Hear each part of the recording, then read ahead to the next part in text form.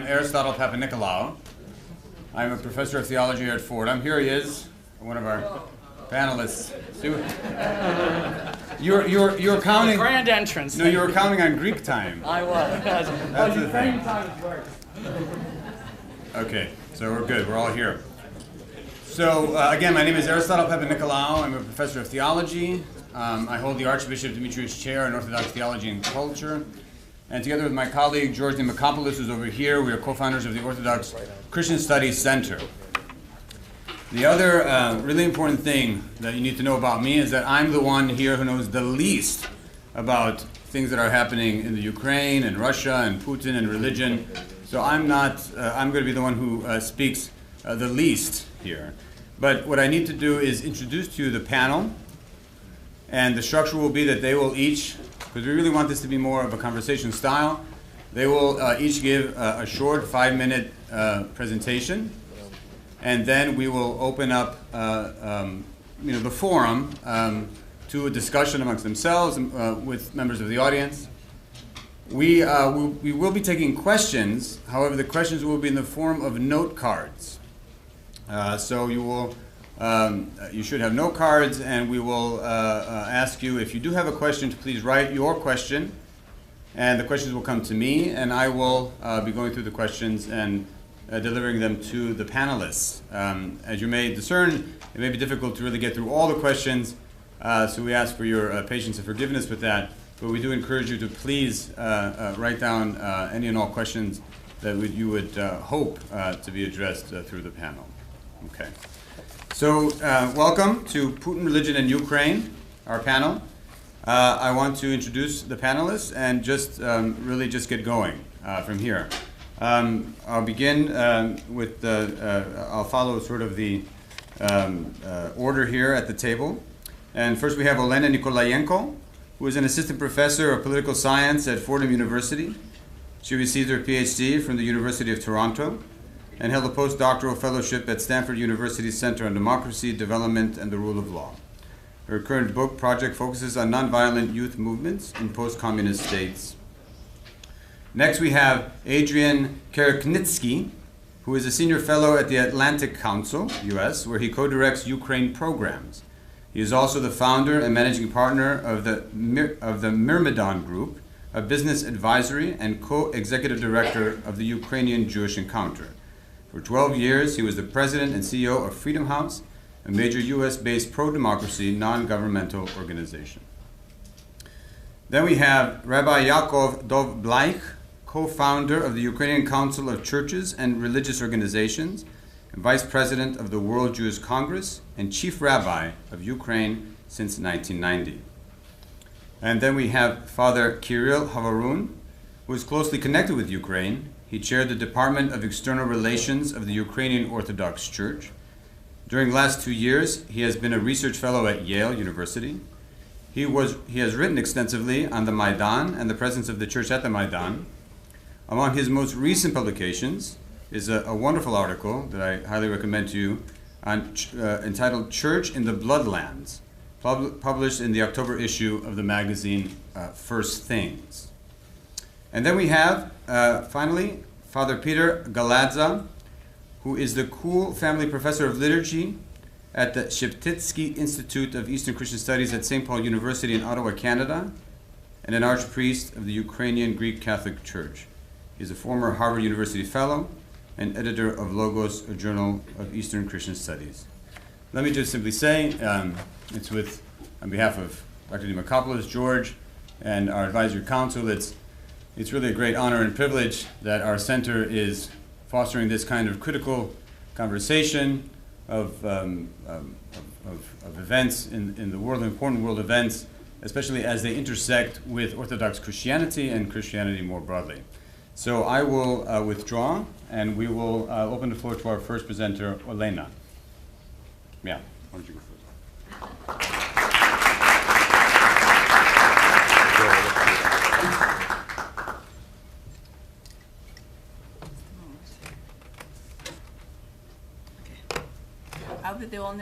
I'll be the only one who uses the PowerPoint, so that's why I go first. Okay. First of all, thanks to the program, to Professor Papanikolaou, for organizing this event and for bringing together such a panel of distinguished scholars and experts on Orthodoxy and East European politics. As a political scientist, I'll try to situate our today's discussion in the political science literature and then discuss some public opinion data that is related to the linkage between religion and politics in Ukraine. One of the main questions in political science literature is, are certain religious traditions incompatible with democracy? And this question has been put on the academic agenda, especially in the post-World War II period, when social scientists were looking for answers to explain the breakdown or survival of democracies in the world. At that time, a number of scholars who were writing on the topic noticed that countries that survived as democracies or that were the first to democratize were actually Protestant. Then, I mean, you can think about the United States, the United Kingdom, Scandinavia, and other religions initially were considered as somewhat incompatible with democracy. Later, especially after the Second Vatican Council in the 1960s and the election of John Paul II as the leader of the Catholic Church, scholars began to revise the contribution of the Catholic Church to democratization processes. And then we could see in the 1980s how in Latin America, where the majority of the population is Catholic, citizens underwent transition to democracy. So that's why these two religions sort of belong on the first line. But then there is still a lot of debate about the linkage between other religious traditions and democratization. There is a lot of skepticism among political scientists that Eastern Orthodoxy, Confucianism, or Islam is compatible with democracy due to some of the doctrines that these religions propagate. In the 1990s, the very importance of religion in influencing democratization processes have been questioned by social scientists, and some scholars pointed out that when we try to explain the linkage between religion and democratization, we should not take any religion as monolithic, because there are multiple interpretations of different religious doctrines, and that's why some scholars use the phrase multiplicality of religious tradition. While at the same time, some critics countered it with an argument that even although there might be different interpretations of a particular religious tradition, the religious doctrine, still there is a dominant discourse, and there are some central values and principles that stay at the core of a particular religion. And another criticism that was leveled at examining the relationship between religion and democratization is the idea of fluidity, the fact, for example, that the Catholic Church has revised its position on the importance of human rights and the individual, and how it changed over time in the past several decades. It gives us some hope that maybe other religions that are currently defined as sort of incompatible with democracy might also in the future promote democratization processes. If we just look at the Russian Orthodox Church, we can see very clearly that within the church there is a dominant discourse that is very much hostile to democracy, and then there are some dissenting clergy that are trying to challenge Patriarch Kirill's position on, for example, the current events in Ukraine. And the church tries to present itself as a monolithic force by using repression against dissenting clergy, one of the most widely publicized examples was Andrei Kuryaev, how he lost the faculty job at Moscow Theological Seminary in June 2014 after he expressed his criticism of Patriarch Kirill's position and interpretation of current events in Ukraine. And I'm sure that other panelists will talk more in greater detail about the multivocality of Russian Orthodox Church and the extent to which multiple voices can be heard within it.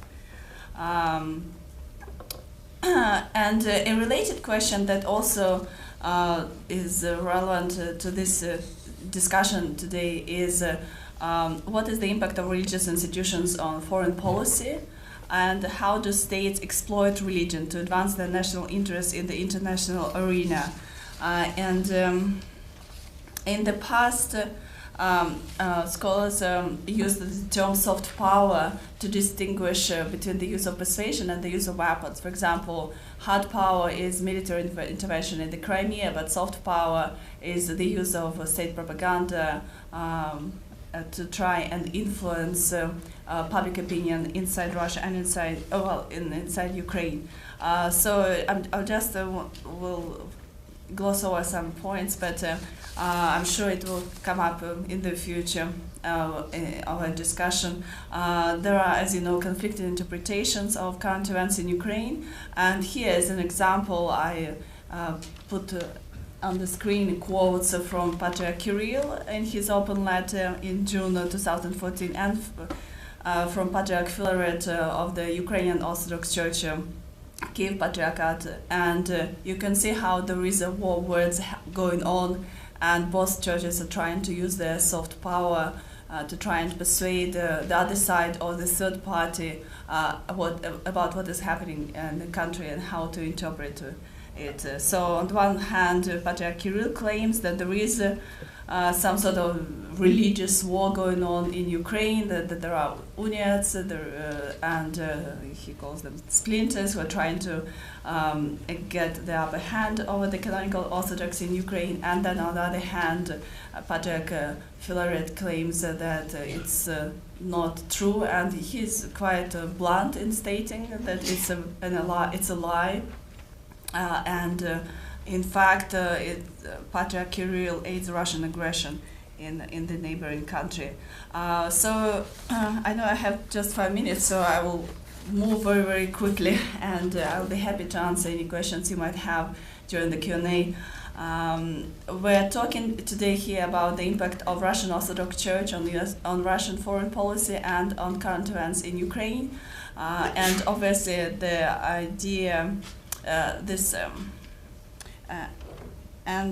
maybe I'll show this first. And then one of the key doctrines that the Russian Orthodox Church uses is the doctrine of the Russian world. I assume this is something that some of the speakers will discuss in greater detail.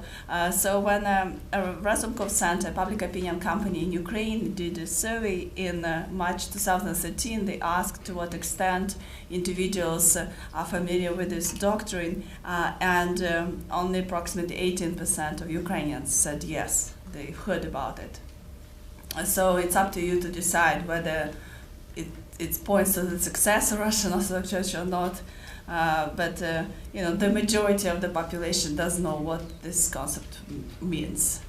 And what is even more striking, when just a few months ago, in April 2014, the residents of Donetsk region were asked what attracts them in Russia. Culture did not come up first. They could name several attributes of Russia that they find appealing, and you can see that the first 3 were all related to economic issues, economic stability, high wages and pensions, political stability, and only 15% at most of residents of Donetsk Oblast felt that culture is what attracts them, and here by extension we can think about religion. So it's not the first thing that comes to mind, and that's why it's there is still some hope that some the Ukrainian Orthodox Church can step in and win over this this population. In Ukraine, there were some interesting trends happening over the past 15 years, and as with the language, some people switched from identifying with the Ukrainian to identifying with the switched from identifying with the Russian to identifying with Ukrainian. So if we look at this graph, and that shows how many people identify with a particular strand of Christianity over time, from 2000 to 2014. So by the very end for me shows how many people identified with the Ukrainian Orthodox Church, Moscow Patriarchate, and there has been a change over time, because it initially increased from approximately 9% in 2000 to 23% in 2010, but then it dropped to 17% in 2014. And if you look at the next bar, the percentage of those who identified with Ukrainian Orthodox Church Kiev Patriarchate, we see that there is a somewhat different trend, and the number of people who identified with the church has increased by approximately the same percentage as the number of those who identified with the Ukrainian Orthodox Church Moscow Patriarchate decreased. So it seems like there has been a movement where some people who used to identify with the Ukrainian Orthodox Church Moscow Patriarchate moved to Ukrainian Orthodox Church Kiev Patriarchate. Only 12% of Ukrainians stated that they do not belong to any religion. But again, here there is a very interesting footnote as far as regional differences in Ukraine. Only 3% of those who live in Western Ukraine reported that they do not identify with any religion, and as many as 21% in Eastern Ukraine. So some historical legacies still persist, and those who live in Eastern Ukraine tend to be less religious. Another cross-regional difference is related to public confidence in church, here you can see that across time, I apologize, it's in Ukrainian, but it's very kind of easy, I assume, to follow, because it shows that approximately 2/3 of Ukrainians place trust in church, and there has been very little change over time. It fluctuated between 63% to 65% between 2000 and 2014. But there are discernible cross-regional differences, in among residents in Eastern Ukraine, there is much less trust. It's 88% of those who live in Western Ukraine trust church, and only 53% of those who live in Eastern Ukraine. So there is a 35% difference between them.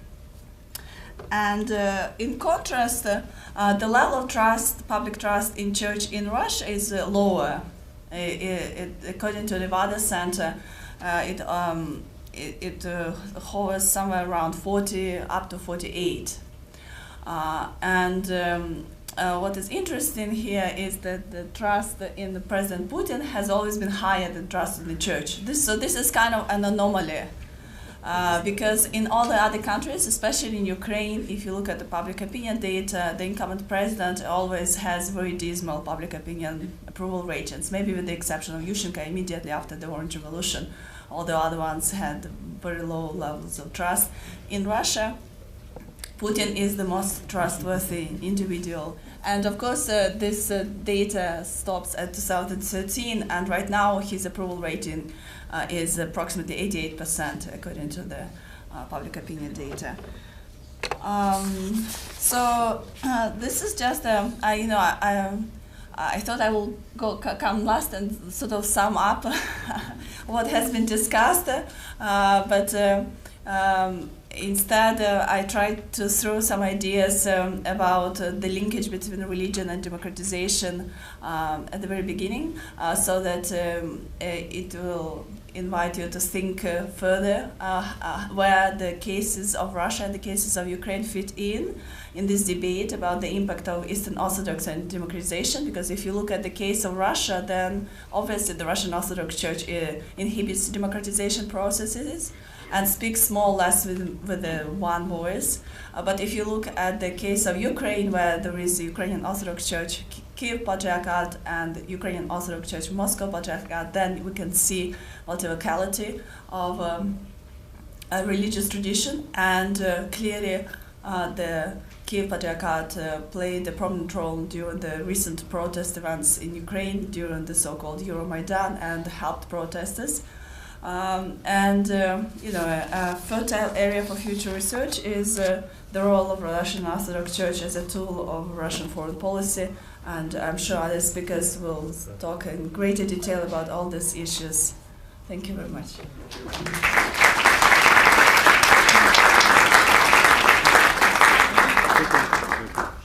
Thank you, Elena. I'm going to invite the panelists just now to just sort of keep going. Let me just say, I think actually it was good that you went first because it provided a good statistical overview of things happening in the Ukraine.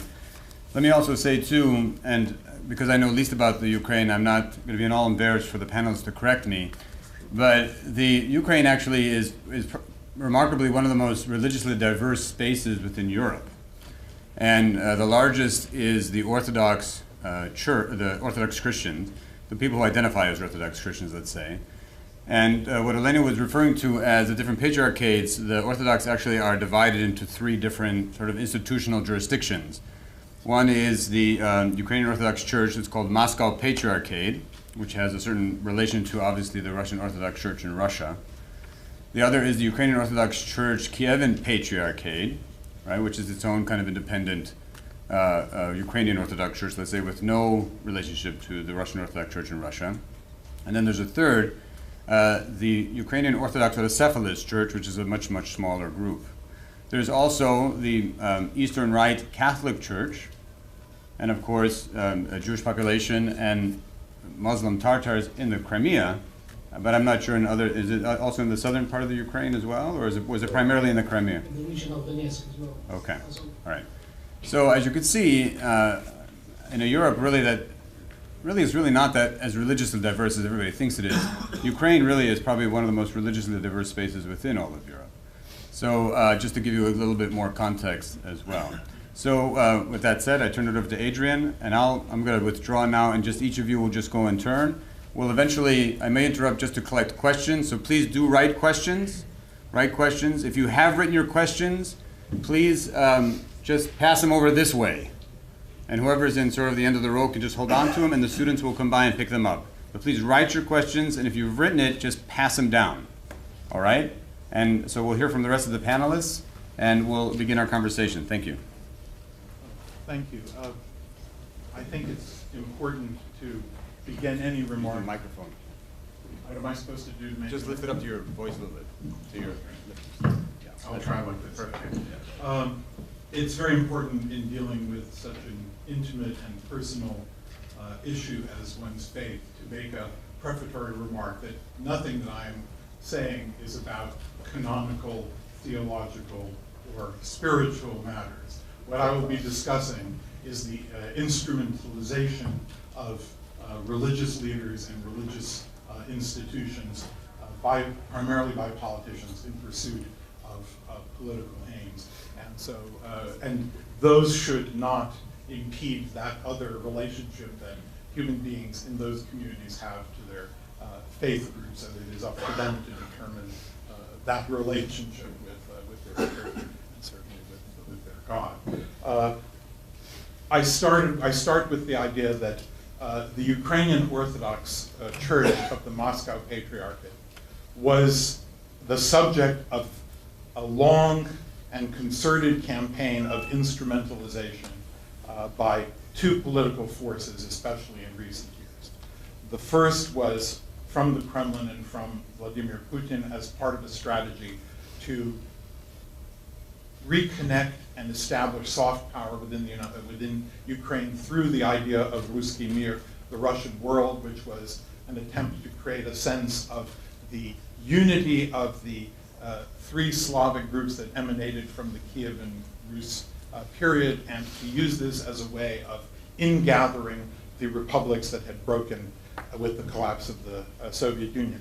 This campaign was accelerated in the last 7 to 10 years as Mr. Putin's ambitions for the ingathering became greater, and I think they sort of exploded in the tragic events that have developed since the victory of the democratic revolution in Ukraine, that is, by the seizure of Crimea by the Russian state, and then by the Russian-supported insurgency, and in fact, insurgency and invasion in the eastern territories of Ukraine. Patriarch Kirill Gundayev, who in the 1970s, in the early age of 26, was the designated representative during the Brezhnev era and in subsequent Andropov era and so on. So the trusted representative to deal with the outside world, with the World Council of Churches, with the international ecumenical movement, and to contribute certain propaganda messages, came to the Patriarchate already having cut his teeth in political activism beyond what I would call pure spiritual concerns. He was involved in various strategically useful campaigns, first for the Soviet Union, and then he morphed in the post-Soviet period into a partner with the political leadership of his country. Initially, he seemed to be closer to then President Medvedev, because he was enthroned as patriarch with Dmitry Medvedev, who was president of Russia, but then later sought to prove his affinity and loyalty and to work jointly with President Putin in President Putin's project of reabsorbing, ingathering, and projecting influence inside Ukraine. At the same time, the Ukrainian Orthodox Church Moscow Patriarchate became the object of a second instrumentalization by the Party of Regions, which was the dominant party that ruled Ukraine certainly from 2010 until the Orange Revolution, and associated with until the Maidan, and associated with the presidency of Viktor Yanukovych. Viktor Yanukovych had his own agenda. That agenda included mobilizing Russian and ethno-Russian cultural ideas and even some Soviet-light ideas in a culture war that was very convenient for mobilizing an electorate in southern and eastern Ukraine. So the Orthodox Church, whatever its the views of its individual bishops and clergy, was subject to these two very powerful forces. So we all know, let's just sort of shoot fast forward, and this instrumentalization has created serious problems for the church, partly because of, one, the Maidan and the political revolution in which the majority of the participants in the Maidan, and certainly the majority of the citizens of Kiev, are Orthodox Christians and participated very vigorously in the toppling of the regime with which the church had a forced but close political relationship, the regime of Mr. Yanukovych, and that pressure was exerted even to the point of developing criminal cases against important, independent, high-ranking clerics to pressure the metropolitan of the church to respond to the pressure of the state. There were cases by the Procurator General, investigations of an important ally of, and I would say a generally Ukrainian patriotic ally of the now late Metropolitan of the Ukrainian Orthodox Church, affiliated with under the rubric of the Moscow Patriarchate. So in any event, through all of this, the church had other challenges. It was also divided by the same geographic divide. There's a strong Orthodox contingent in Western Ukraine, despite the predominance of Eastern Rite Catholicism. In Western Ukraine, there is still a very large cohort. Many priests come from the Western districts, etc. So all these factors were at work. So let's fast forward. So then the church gets two shocks. One is the rejection by its laity, substantial portions of its laity, of the political affiliation that it had, forced or otherwise, with the Yanukovych regime, and the Russian invasion, which creates a distance between the canonical head of that part of Orthodoxy that is, the Ukrainian Orthodox Church of the Moscow Patriarchate. So how has the church attempted to deal with this? Well, first let's talk about how the Russian church has dealt with it. It has, since there are as many, the numbers vary widely, but possibly as many as 10 million active communicants in the Moscow Patriarchate, or historically that many, and 12,000 religious communities, churches, and numerous monasteries and theological academies and so on and so forth. All those kinds of assets are linked to the Moscow Church, to the Moscow Patriarchate. And so Patriarch Bundyayev, Patriarch Kirill, has adopted, I would say, even though he has been critical of the role of non-canonical movements and the Greek Catholic Church in the changes that have occurred in Ukraine, he has also been careful to, he's used the term между особным драми, right? So an internecine conflict, with sort of saying that there is no just war cause in the resistance. He's sort of, even though, and interestingly, even though Crimea has now become a part of Russia, the Crimean Orthodox Church in Crimea is still jurisdictionally affiliated with the Ukrainian Orthodox Church of the Moscow Patriarchate. So there are all sorts of anomalies. Similarly, in the rebel-held regions, those churches are officially structurally under the jurisdiction of the Orthodox Church. At the same time, the pressures and the anger at what is going on and Moscow's behavior and the distance that it has created between Ukrainians and Moscow and the relationship between Putin and Patriarch Kirill has driven communities in central and western Ukraine to press for disaffiliation. Some churches have moved out of their affiliation with the Moscow Patriarchate. The movement is not significant yet, but there are already signs of this growing crisis and disaffiliation within the church. So all this, so basically, you have this church community, which represents about probably at this point, less than half of the Orthodox communicants, and now a clear minority of Christians in Ukraine, is facing a severe crisis. It's facing a crisis of disaffection by its laity. It's facing revolts in various church communities. For example, in some communities, Cherkasy Oblast in western Ukraine, the name of Kirill is no longer mentioned during liturgies, during services. So all these kinds of factors are creating intense pressure, and the church clergy and the church leadership are not really responding adequately, in my view, to the pressures that have come from all of this. Now, of course, people will argue that churches needn't respond to pressures, but it seems that they're fixed on canonicity, which is the only, I think, argument for them to be in communion with the Moscow Patriarchate. But other than the canonicity and acceptance by other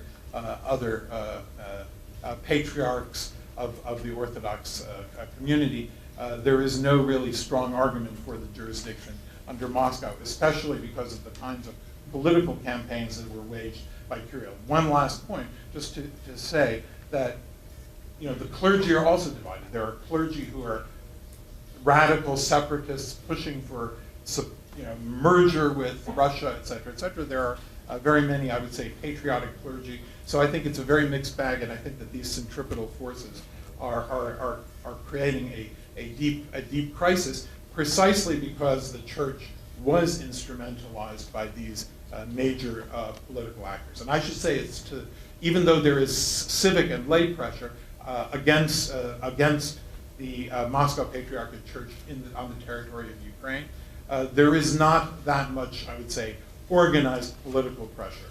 For example, the president of Ukraine, President Poroshenko, is affiliated with the Moscow Patriarchate even to this day. And even though there is discussion about the unification of the many Orthodox strands and the creation of a unified national church, there is no legislative pressure. There is nothing resembling the kind of political pressure, media pressure, state pressure that exists in terms of policing the religious front in the country to the north of Ukraine. I'll conclude with that.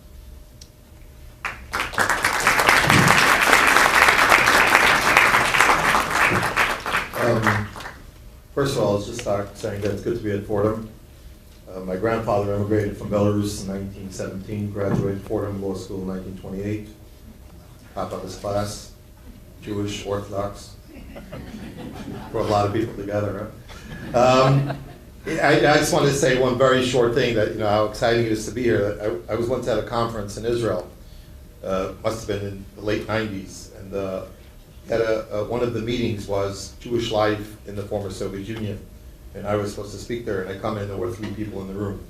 And I said, okay, that's the interest in Jewish life in the former Soviet Union. So I guess that the interest in Putin and religion in Ukraine is a lot greater here in the United States than, I don't know if we would get this type of crowd in Ukraine even to come hear about these things. I guess everybody's sick of hearing about it there.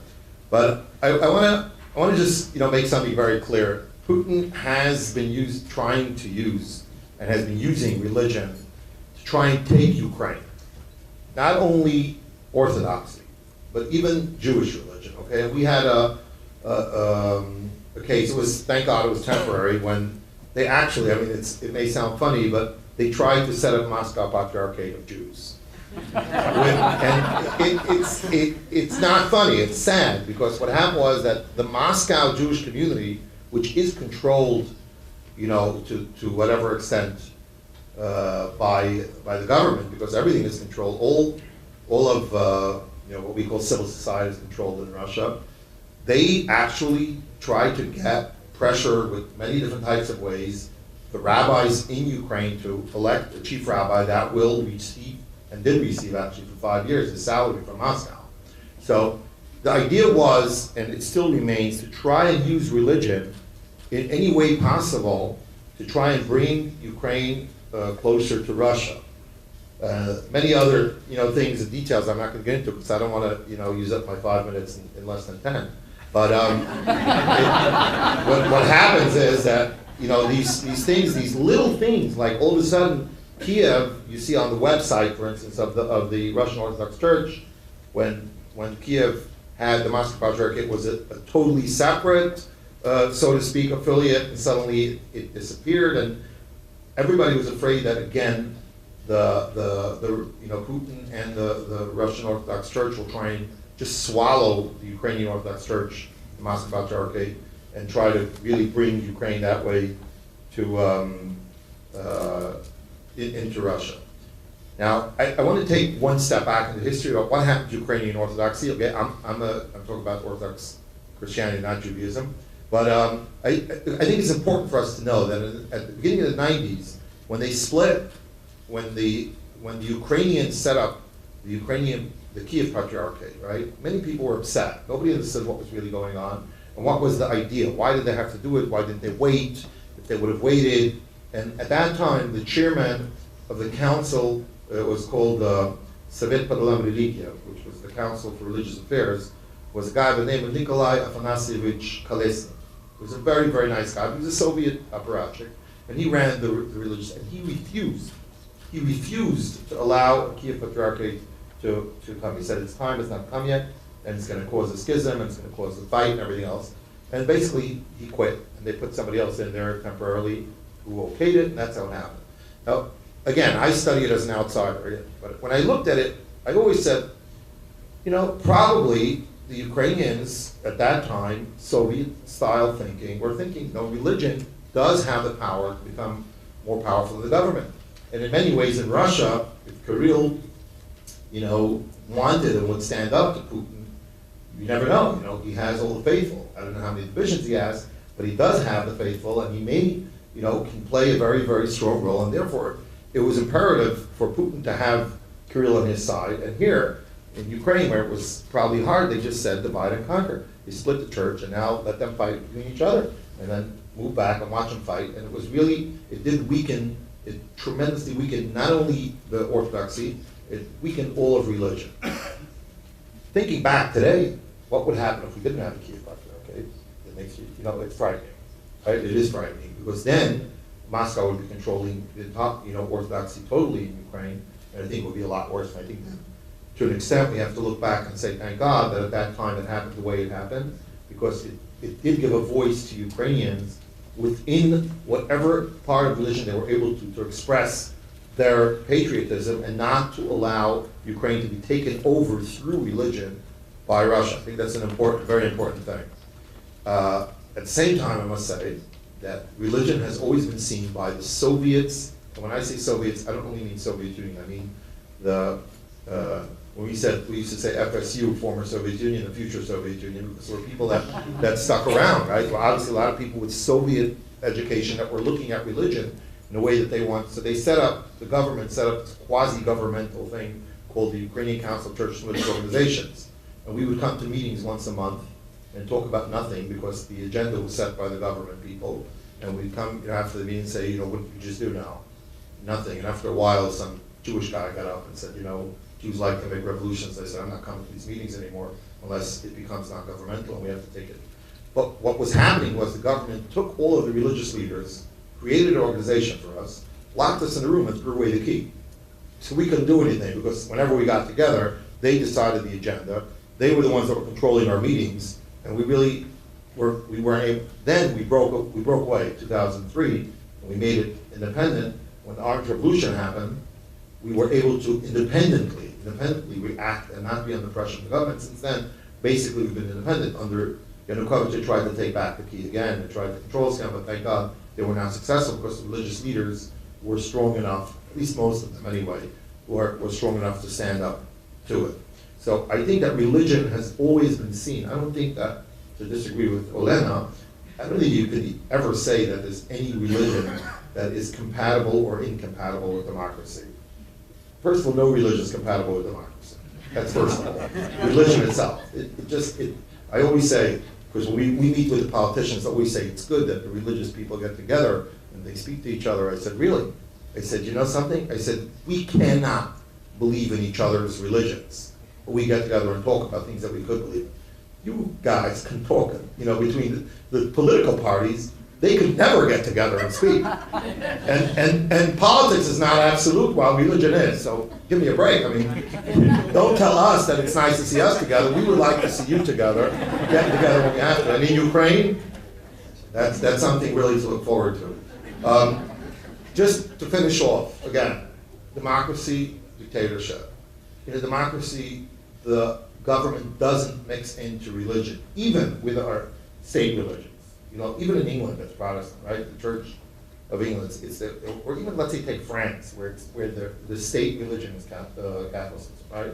You're still not going to have the government mix in the way they did in Soviet times when they used religion. They controlled it and used it. And what Putin is doing, since he is basically, I mean, sort of, excuse the expression, the dictator, and he is controlling civil society, and religion is part of civil society, he needs control of religion.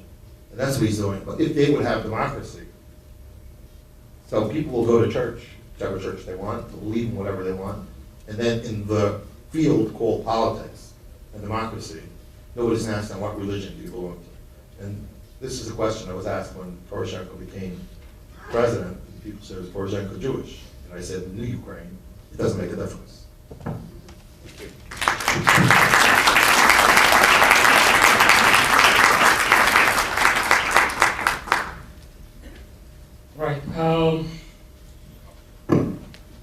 I think we need to start our discussion concerning the triangle of Putin, Ukraine, and religion with the Maidan, because the Maidan started the whole story. I think Maidan was indeed, it was not just a political or social event, it was to a great extent a religious event. It was a religious happening. In many senses, well, people came to the Maidan, they prayed together, they prayed so in such a mass that we can say that the prayers on the Maidan probably were one of the most massive collective prayers in Europe. People expressed themselves through the religious symbols. They brought icons, they used slogans from the Bible, they appealed to ethical values with very emphatic religious language. So Maidan was a religious event.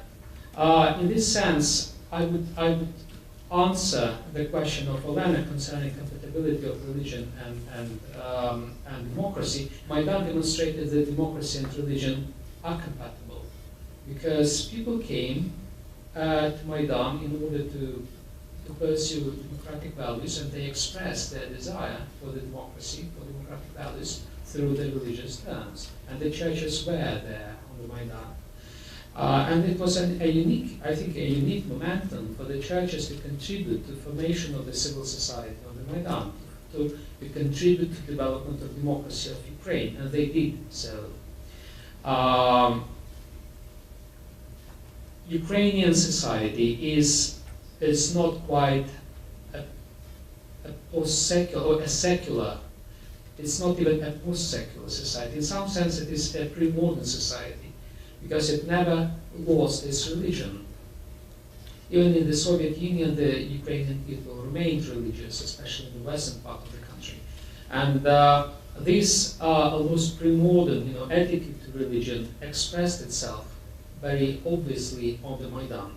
So Maidan was a religious phenomenon, a phenomenon which also led to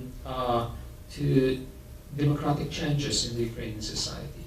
Then the anti-Maidan happened and continues even now in the east of the country.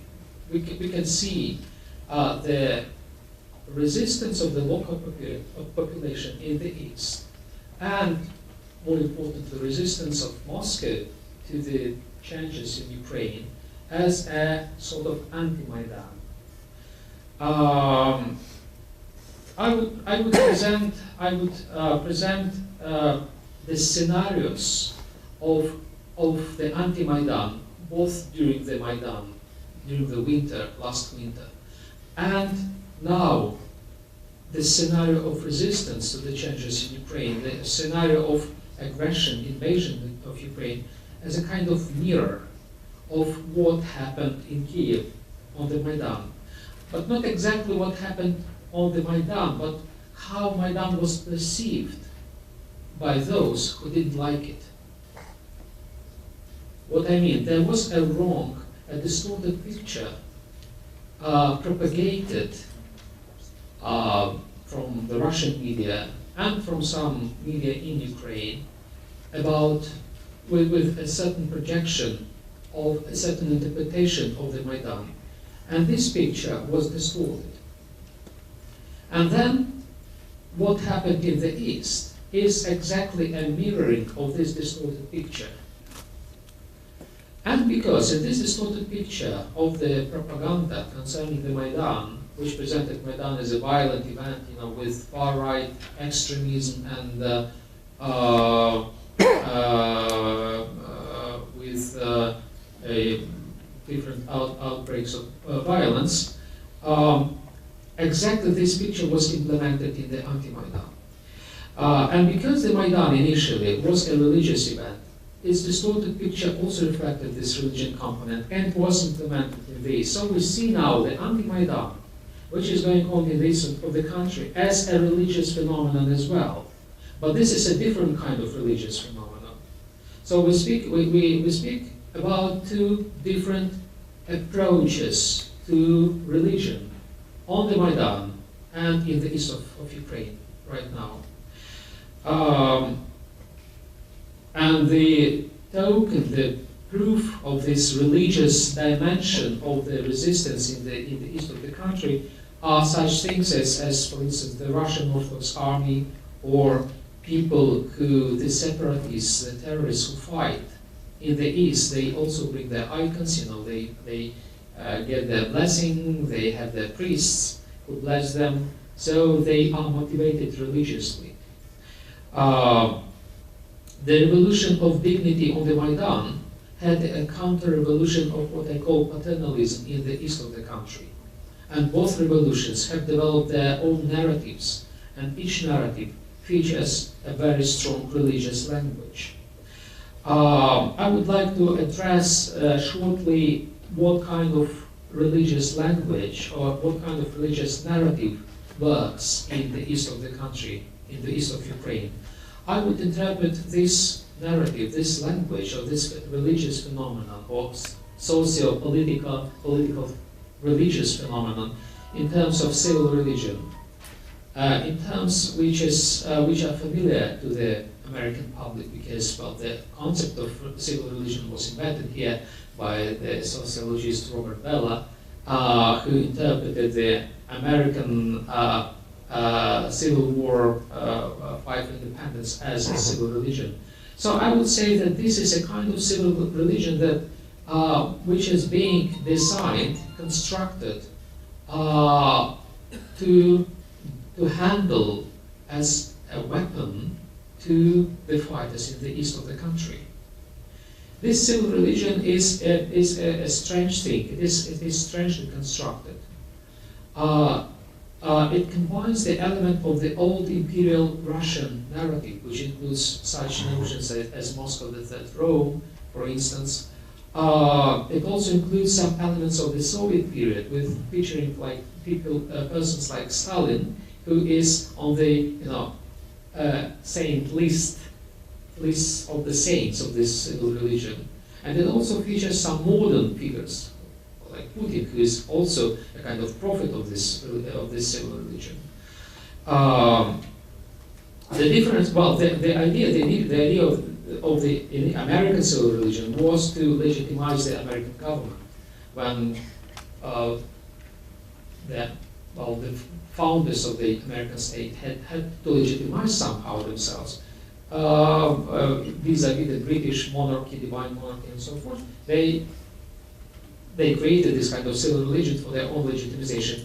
Putin needs this kind of legitimization as well, when other mechanisms of legitimization don't work. There are no elections in Russia, so there are no legal, common political means to legitimize this regime, so he needs a civil religion. And this civil religion has been designed not by the politicians, like in the case of the US, but by the church. And this is the difference. So the church has contributed significantly to setting a special civil religion for the Russian political regime.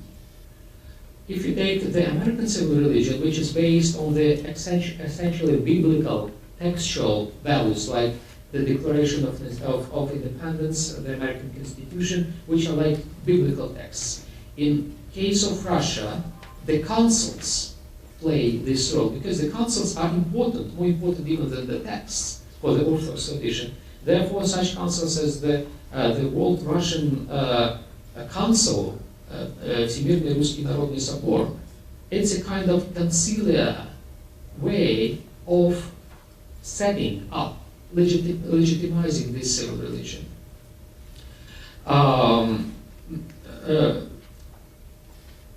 Interestingly, that this civil religion has been designed by the church, but it is not the church which is the protagonist of this civil religion. That's why I think there is no surprise that the support of Putin is higher than the support of the patriarch, because in this civil religion, in which most Russians believe, actually, it is not the church. It is not the church which is the protagonist. It is the politicians, and well, the politician number one, and the only one actually in Russia, which is a key figure.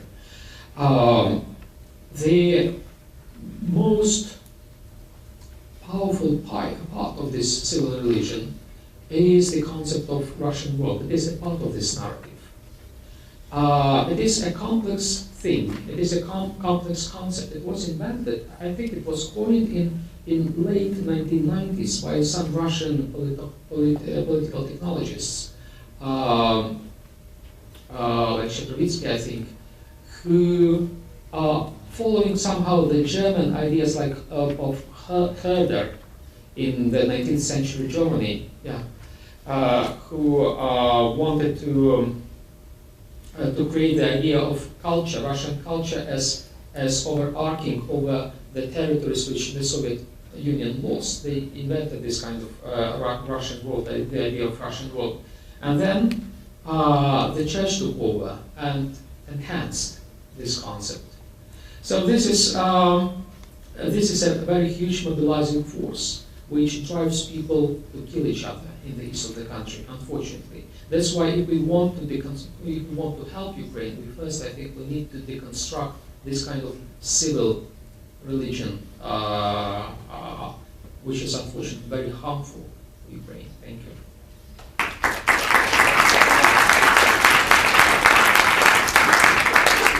I wrote out my remarks because I'm notorious for blabbing on, and this might get me within the 5-minute reglement, as they say in Ukraine.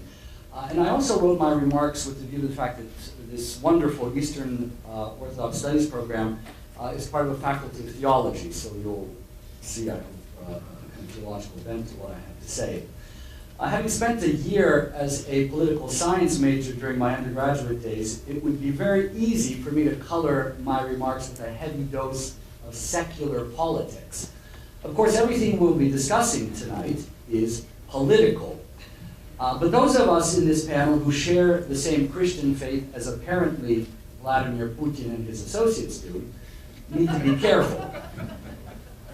Ultimately, and remember, people of faith, it's ultimately about the ultimate, right? There's no sense in talking about religion if you're not going to take religion seriously, right? I mean, you can do it, but that of course leads to the very problem that we're discussing tonight, which is the instrumentalization of religion, as Adrian Penevitsky said so well. So ultimately, nothing is gained by the kind of discourse that flouts the Christian conviction that on the cross, human power and might were exposed for all their hollow vanity.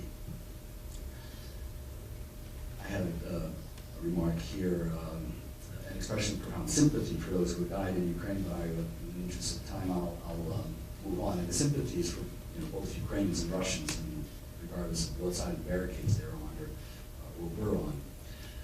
Vladimir Putin's campaign in Ukraine is ironically tragic, because in addition to everything else, it will ultimately achieve the exact opposite of its ostensible goals. Now, of course, Putin's ostensible goals and his actual goals are in some cases rather different. But there are many people throughout the world who actually give credence to the ostensible goals. Read some of the French press, not to mention some of the other press in other countries. Hopefully we'll discuss some of this during the Q&A. Putin's campaign in Ukraine is also tragic because the natural goodwill between Ukrainians and Russians that had predominated during the period of Ukrainian independence is now being sorely tested. There was even an organic reconciliation taking place between Ukrainian Greek Catholics on the one hand and the Moscow Patriarchate in Ukraine on the other. It had been evolving for more than a decade, but it has essentially, at least as far as I can tell, come to a kind of halt. There's a stop button that's been pressed for all sorts of very understandable but nonetheless tragic reasons. Now, should anyone wish, later I can detail the ways in which the Greek Catholic Church of Ukraine and the Moscow Patriarchate have been cooperating there in Ukraine and even in North America during the last several years. Turning more directly to Putinism as a religious problem, allow me to recount a very public event of 2008 that in many ways symbolizes what we are up against. I was actually present in Moscow's Christ the Savior Cathedral on May 7th, 2008, and actually Fordham was there too. He was in a slightly different part of the church. But anyway, both of us were actually there when Vladimir Putin ensconced himself on the ambo in the center of the royal doors between Patriarch Alexei of Moscow and Metropolitan Lav of the Russian Orthodox Church outside Russia, and delivered, this is Putin, delivered a thoroughly secular speech extolling the fatherland, Отечество, extolling the fatherland and the church's role in bolstering the fatherland. The occasion was the reunification of the ROPOR, the Russian Orthodox Church outside Russia, and the Moscow Patriarchate. Now you need to understand that even during the Romanov era, the Tsar was never allowed to speak from the holy space of the royal doors. So the expression union of throne and altar has rarely been realized so graphically. That kind of political intrusion into the sacred occasionally reveals itself in the pronouncements of Metropolitan Hilarion Alfeia. And this is really tragic because the man is well educated. He should know much better. He's got an Oxford PhD. Just in case you're not aware of who that is, Metropolitan Hilarion Alfeia heads the Office of External Affairs for the Patriarchate of Moscow. The most recent example of his partnership with Putin occurred last week when on Russian national TV, Hilarion vehemently insisted that one dare not speak of Russian military incursions into Ukraine. He insisted that the struggle in Ukraine is simply a civil war. In my remaining 1 minute, allow me to note how the metastasis of the Ruski Mir concept has revealed itself for the anti-Christian ideology that it actually is. In today's world, and again I'm speaking with a view to theological concerns, which obviously have a profound impact on basic sociology, politics, etc. In today's world, the only way for humans to survive and flourish is for different ethnic and national groups inhabiting a given territory to cooperate. The idea that anyone ultimately gains from recarving Europe is absurd. Thus, Russians in the Donbass and in the Kremlin should be encouraged by the Russian Orthodox Church to respect the 1994 Budapest Agreement, which I think is really fundamental in all of this. Otherwise, the senseless dismemberment of Romania, Hungary, and who knows how many other countries might be expected. And finally, as for the Holy Orthodoxy defended so vehemently by Putin, all of his sympathizers need to realize that there is nothing that damages the reputation of Orthodoxy more. And this is why I really appreciate Kelly and George at this Orthodox Study Center doing this, because I think they realize very well, as many of us do, that nothing damages the reputation of Orthodoxy more than the reinforcement of the image of Eastern Christianity as an appendage to ethnicity or nationality. And note that as an Eastern Catholic, my concern for this problem is very close to home. It stems from the fact that Ukrainian Catholics can be every bit as ethnophilatistic as any Russian Orthodox. And so the contagion of ethno-dogmatism needs to be stopped, and it should be stopped first where it is causing the most harm. And certainly today it is causing great harm in Ukraine, and Putinism is a major influence. Thank you very much.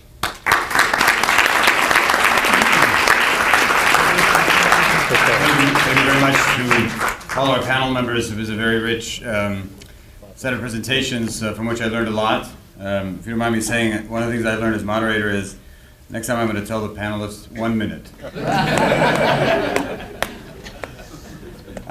So we do have a set of questions here, and I'm going to read a question which I think would, I guess, taking the privilege of the moderator, which has some resonance with things that I have an interest with. So I'll read the question, and then I'm going to say a series of disconnected sort of thoughts and comments, and then allow you all to comment on them. But the question itself is, what is the meaning of the term religion in this context? I could see a religious motive in the actions of ISIS, Iran, or in the history of the State of Israel. But in the case of Ukraine-Russia conflict, are we not confusing religion with some nostalgic, emotional, sentimental sentiment that feeds into political and nationalistic agendas? And it makes me think of the issue of the relation between religion and nationalism and ethnic identity. And I remember reading something that Father Galison had written that said that Ukraine actually wasn't, this is, you can correct me if I'm wrong, wasn't really nationalistic at all, which for me somewhat connects to, interestingly enough, how it is a kind of diverse religious space. So that kind of a connection between a kind of denationalization in relationship to a certain kind of religious pluralism. But also, things that I've learned as well is that there seems to, the crisis in Ukraine seems to also have created a problem amongst Protestant evangelicals. So it seems that Russian evangelicals and Ukrainian evangelicals have had a certain kind of division there. And I believe also, but I stand correct, I'm happy to stand corrected, also between Russian Jews and Ukrainian Jews as well. So one of the things I find interesting in terms of Russia is that over the past 20 years, one of the things they've accomplished is a refusion of what it means to be Russian with Orthodox Christianity, which is something the communists really tried to destroy. And so in some sense, you have 80% of Russians declaring that they're Orthodox, but 7% going to the church, right? So we have the emergence of the Russian Orthodox atheist, right? Just like you have the Greek Orthodox atheist in Greece, because to be Greek is in some ways to be de facto Orthodox, and if you're not, then you have to have a series of explanations. So I guess my broader question is then, you know, what's happening in terms of the dynamic in terms of religion and nationalism in the crisis in Ukraine, both in terms of the side of Russian kind of incursion in Ukraine, both in terms of what's happening within the Ukraine, how the crisis has affected that relationship, and how, in some sense, it's changed the dynamic within the Ukraine itself. So, Adrian, and then let me please the just rest of the speak panel. to one dimension of it, and that is to return to the question of Ruski Mir, the Russian world. It is the case that the concept of Ruski Mir, which attempts to Adrian, could you just explain that a little bit, that particular concept? Thank you. It's sort of, it conflates the idea of a Russian world emanating from the Kievan Rus state, from its origins, the cradle of the christening of the Slavic proto-civilizations that then morphed into or developed into the Ukrainian and Russian and Belarusian peoples. And Ruski Mir was used as an ideology and as a cultural emanation of Russian soft power to maintain cultural influence using in this case, the Russian Orthodox Church. But there was also the concept of an Orthodox nation, which is to say that conflated these three peoples. So Ruski Mir, Orthodox nation, the ingathering of these three peoples, the resonance of, the deep historical links to early, the origins of Christianity that bind these three peoples by this narrative together, and we can, historians will dispute or debate continuities and discontinuities of the development of these three nations, but in any event, this is the place where religion intersects, and look, is faith injected in this? Is there a different understanding of Christ's teachings in this process? No, we're talking about the use of religious moments, the use of pastoral visits to give political messages in addition to the normal pastoral messages. And it is this investment of, we've had it in every movement. We've had liberation theology, we have, conservative politics. I mean, Americans know all about this, moral majorities and various religious movements that conflate all these ideas. So it's very hard to separate those two things out, and it's extremely hard to do it when the state is using a church which it privileges. And I think some of you know that the Russian Orthodox Church traded free tobacco and tax-free tobacco and alcohol for many years. Members of the Russian Orthodox Church outside of Russia, if I am not mistaken, were given, had the ability by one of their priests to trade options in Russian gas, which brought them money as part of this effort. So all these things are conflated. There's this wonderful picture, if I had done a PowerPoint presentation, of 3 Russian clergy sitting under a Gazprom sign as Gazprom is making a kind of a big donation, and the conflation of the state, religion, the political aims, the geopolitical aims of Putin. So it's very hard to tease them out. But I do want to say that there is the one place where it intersects is the use of the term an Orthodox nation. An Orthodox nation coming from the origins of Christianity, and that was sort of the trope that was used to invest this idea that and that these people belong together. But I think that one of the interesting things is the paradox of the Russian mirror is if the Russian mirror, the Russian world existed, there would be no need to have to carve out the territories of other countries, because these countries presumably would have such harmonious cultural relations and understanding. It's the fact that there is an artificiality to the Ruski mir, that it is an interposition of a state policy by an aggressive Russian state that is the proof that this is not a sort of a natural construct. Give it to the rabbi, but before Rabbi, the only thing I want to say, just to play a little bit of devil's advocate, is that the idea of the Russian world is an idea of a spiritual unity that is transnational.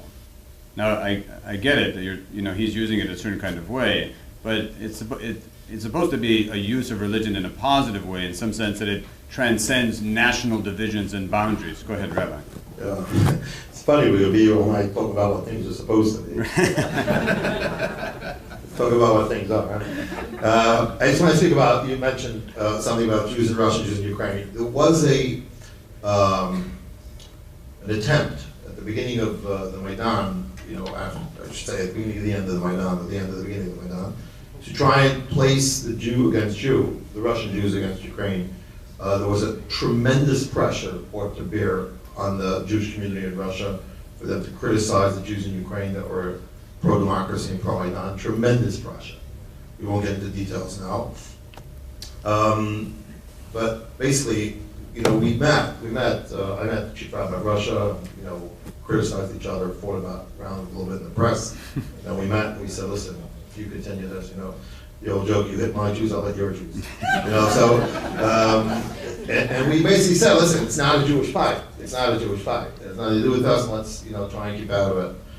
And we've been trying ever since.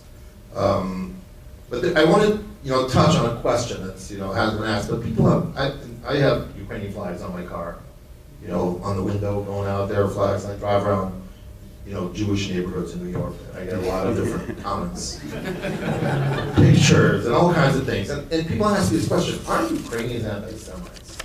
And this is part of the conversation that I had with the chief rabbi of Russia. I said that in the last 400 years, you could probably point to 20 or 25 years that Jews and Ukrainians fought, and Ukrainians may have been killing Jews, stuff like that.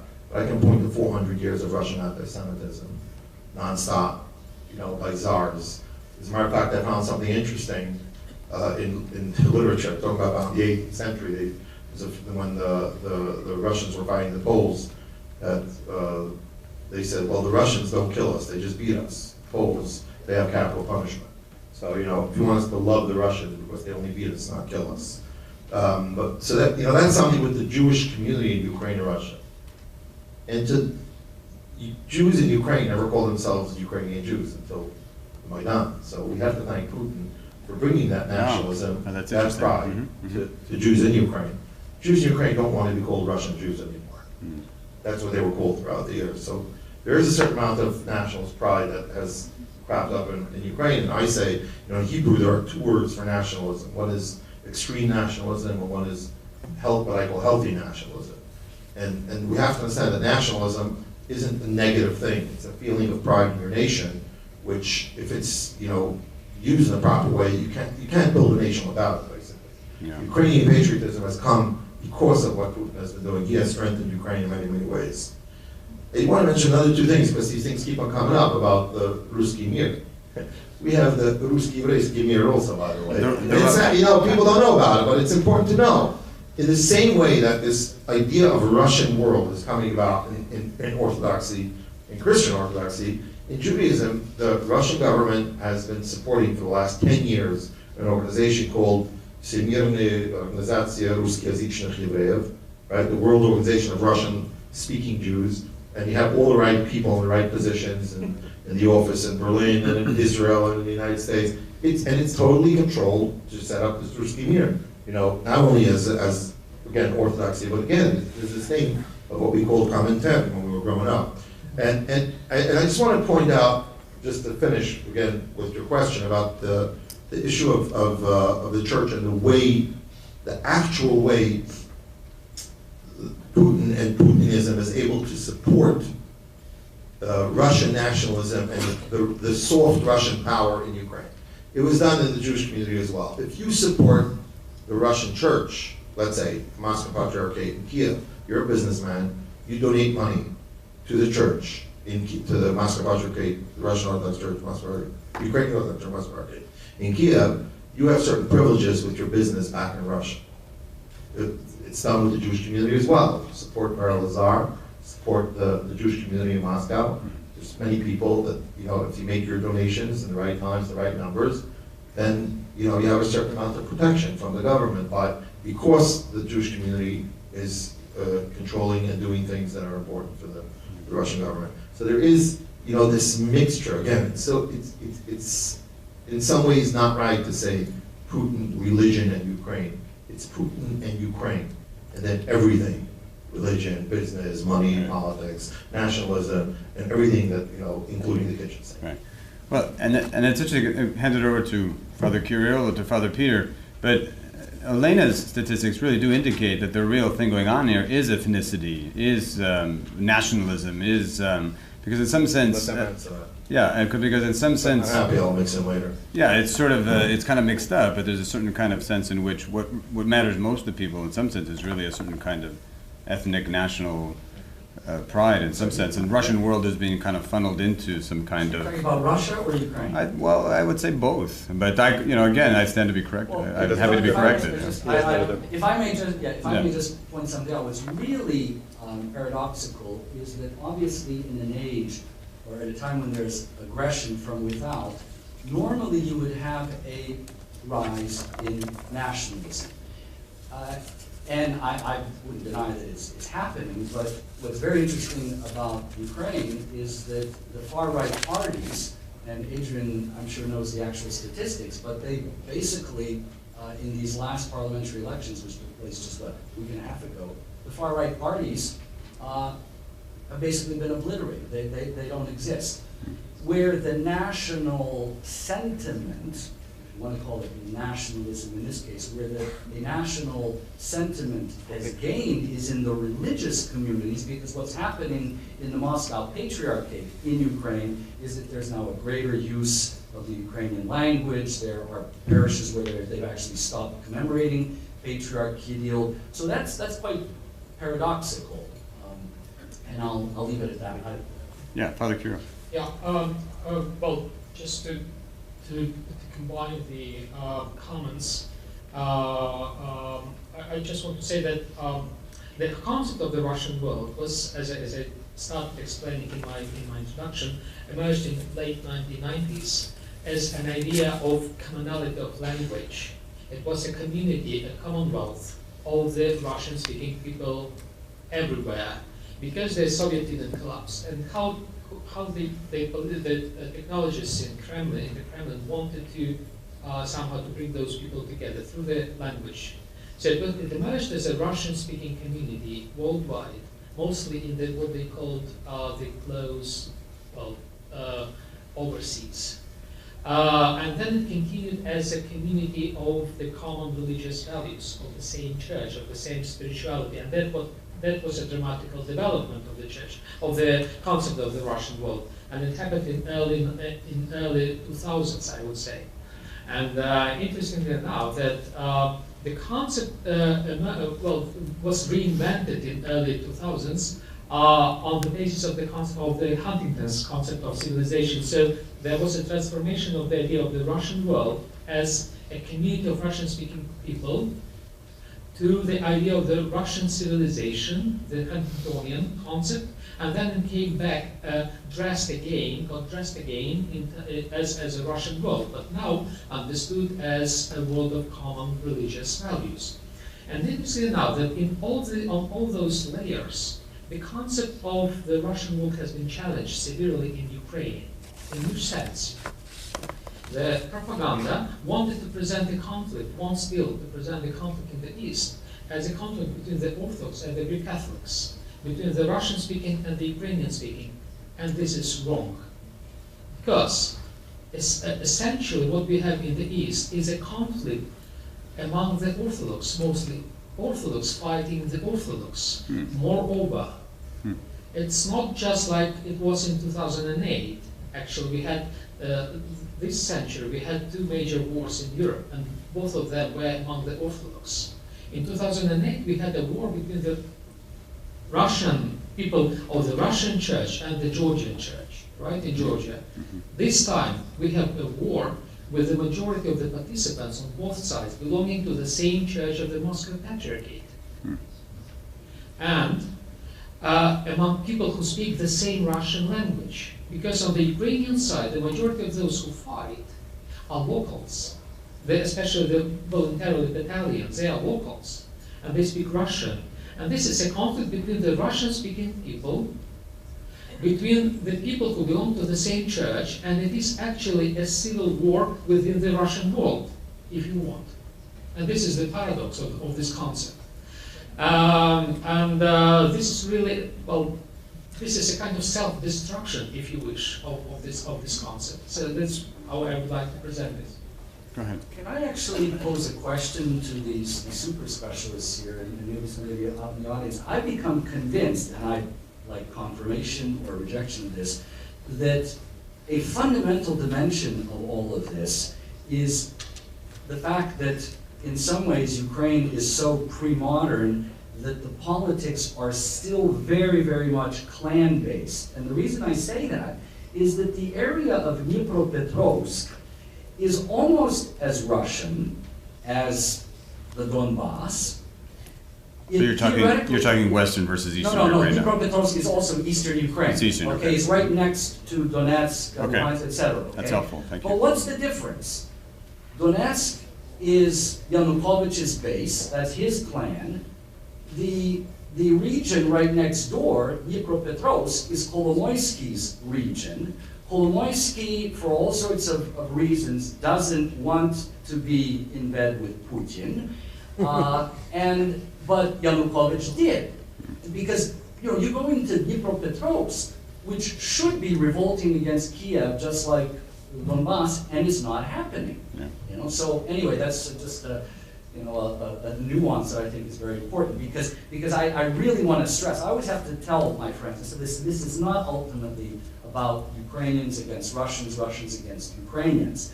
This is about Ukrainians and Russians together against corruption, against the Kremlin, not even against Russia per se, but against the Kremlin. And if only the media and the specialists could get that one right. Go ahead. Adrian first. And then it's with all due respect, it's a nice idea, but I think it fails in one dimension. And here I have a critique of the idea of viewing it as a by now it may have the elements of a civil war, but it was a civil war that was constructed from the outside. That is to say that there were only a few thousand people who were disgruntled and engaged in protest. Then there was the wave of these trained fighters that came to reinforce them as they took a few government buildings. The local elite was pushed out. This is a fight by a new group of people empowered by money and weapons from the Kremlin. There was no clan there. This is a new clan created by Mr. Putin, maybe Mr. Yanukovych in exile was funneling some money, but the people who are leading this have no relationship to the old party of region. See, I wasn't for a moment claiming that Russia isn't directly involved and very heavily and ultimately responsible. What I was claiming is that whether the territory is more pro-Kremlin or less pro-Kremlin depends on who the clan chief is. But there is no clan chief in the East. Could have been. Okay. It could have been, I think that it could have been if Akhmetov would have had his brains in the right place at the right time. He's the guy. He's the clan leader. It's not Yanukovych. He's the guy who was controlling 500,000 employees in Donbass. He was probably hoping that one day he'll be the savior, speaking of religion, and allow these guys to do their thing, and then he'll come in and take over and run it. In the meantime, the guy was controlling. He lost it. Kolomoisky, he's Jewish. Jews like to make revolutions. Just kidding. He got up. He got up at the right time. He was smart. He saw where it's going. He put his foot down. He got his people together. They protected him. He was great for a change. He did something right for once. But it's not like that's his clan and that's the other clan. Because in 6 months, I don't know where Kolomoisky's going to be, but Berezovsky's going to stay part of Ukraine.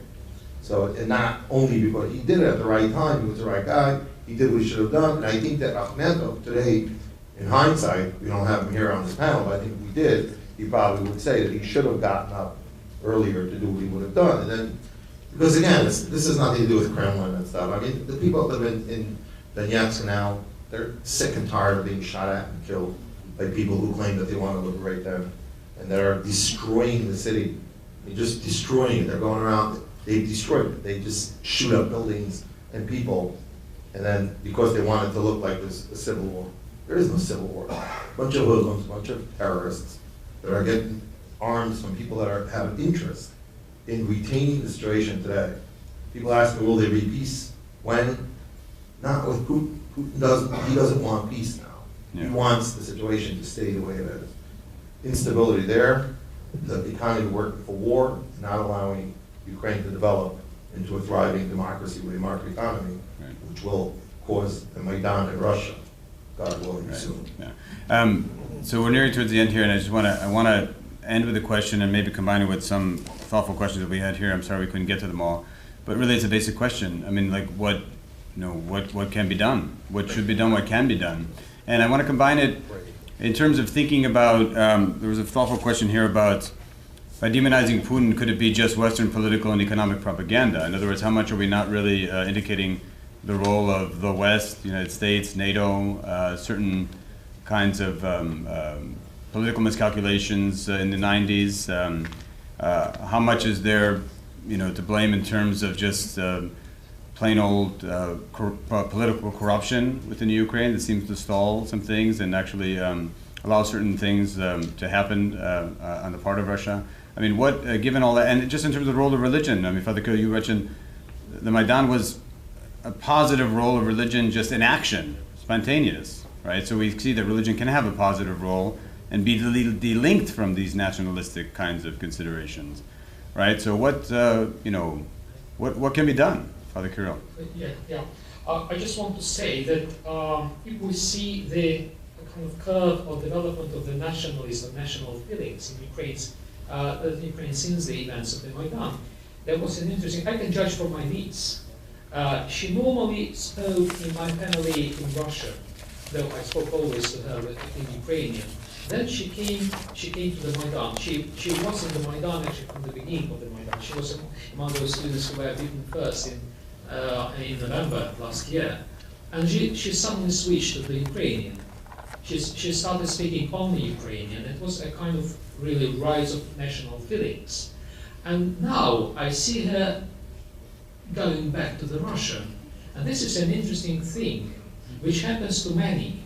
Many of those who went to the Maidan, switched to the Ukrainian, are now switching back to the Russian, but on purpose, to demonstrate we are fighting for the cause of Ukraine, We are very much against Russian, but we do it in Russian language, with Russian identity, just to, to strike the propaganda which presents the conflict as a conflict between the Ukrainian and Russian. No, it is not the conflict between the Ukrainian and Russian, between the Ukrainian speaking and Russian speaking, between the Greek Catholics and the Orthodox. This is a wrong presentation.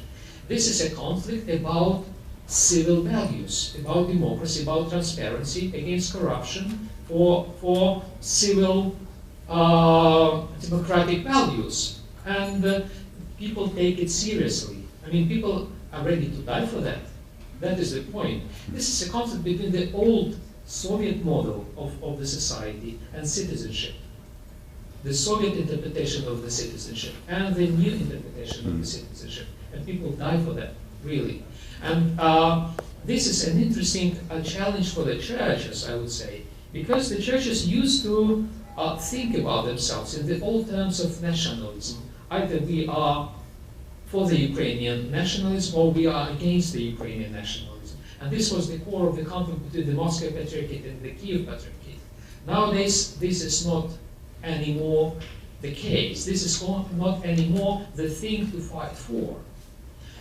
Now, this upgrade of the society, of the pre-modern kind of national society to a civil society, which values democratic values, eliminates all those obstacles and walls between the churches. Now, if they support the civil cause of the society, they have a chance for rapprochement, for getting closer to each other. And they, in this way, would support the society to mature. So this is, well, the society, the Ukrainian society has grown dramatically since the Maidan. And it has got rid of many nationalist kind of elements, and the votes, the elections exactly show this. When we elected the president, the nationalist far-right candidates took together the same percentage that Rabinovich took, who was a Jewish, who was not even prepared for this campaign. Yeah, just 2%. So it's interesting that the openly Jewish candidate for presidency took the same that all the far-right candidates took together during the elections. And this is an indication of dramatic changes of the society, of the change of the paradigm from the old national kind of paradigm to a new civil one. Thank you. You know, the Ukrainians speaking Russian over and against Russian nationalism is a post-colonial theorists would call that mimicry as a form of resistance. Anybody else would like to comment? Well, Adrian. Just the point. I mean, I do think there is, Microphone, John Adrian. Mearsheimer article. We're really drifting very far from religion and Putin, but it is a legitimate question. John Mearsheimer's critique that the expansion of NATO and so on. Speak it to the mic. Okay. The expansion of NATO was a sort of precipitating event to some of these ideas. In fact, it wasn't. What was the precipitating event was joining the European Union, a non-military alliance, a sort of having a free trade agreement with the European Union. And I think that therein, I think the Ukrainian leadership today and the leadership of Europe and the United States would probably be willing to sit down and gladly make some kind of a deal that would create assurances for Russia that Ukraine would never join the NATO military alliance, or at least under current conditions. If Russia were to accept the legitimate right of Ukraine to integrate into the European community, which is again a non-military entity. But the problem is that Putin is not, I think, as a nuclear power, is not afraid of an invasion, et cetera, it would be suicidal. I think what he's afraid of is the invasion of the ideas that the West represents, particularly the political ideas. And that's why he's coding it in a battle of civilizations, a battle of values, the attack on, the moral disrepute that is dominant in the West, and the sort of the degradation of the West. That's where religion, I think, comes in as an instrument to attack the sort of the libertine values of a dissolute European civilization. I think he's not even afraid of those values. I think what he's really afraid of is political liberty, economic liberty, and the rule of law. Well, the rabbi has been very generous with his time, and unfortunately he has to leave. And I think that's actually a signal for all of us to sort of get up now and leave this discussion. Thank you very, very much.